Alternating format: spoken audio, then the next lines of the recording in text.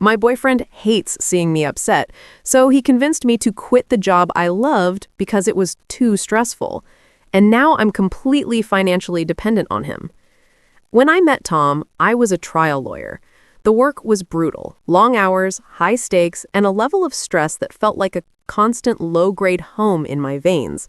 But I loved it. I was good at it. It was my identity.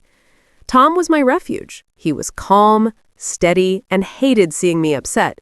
"It kills me to see what this job does to you," he'd say, massaging my shoulders after a grueling 14-hour day. "You're too pure for that world."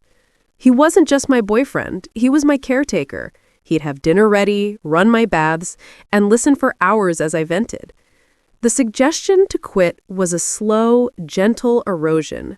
It started with him sending me listings for relaxing hobbies like pottery. Then came the articles about the negative health effects of stress. Finally, he sat me down with a spreadsheet.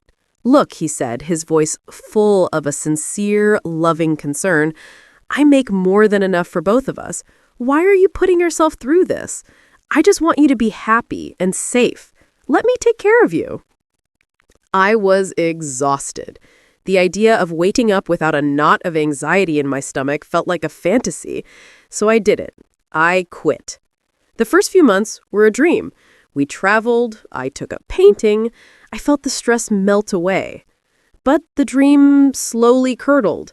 My name mysteriously came off the joint bank account because it was simpler for taxes if it was just his income.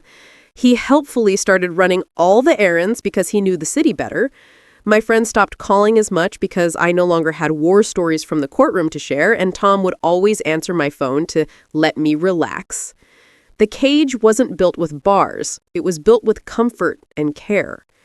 The realization hit me last week.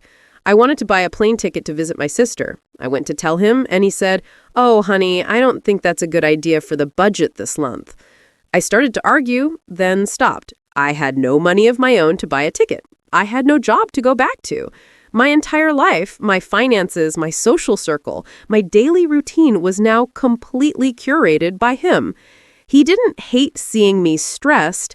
He hated seeing me powerful. He didn't trap me. I walked into the cage because it was beautiful. So I have to ask, was he a benevolent protector who took it too far? Or was this a masterfully executed plan to gain total control from the very beginning? Don't forget to like and subscribe. I post new stories every day.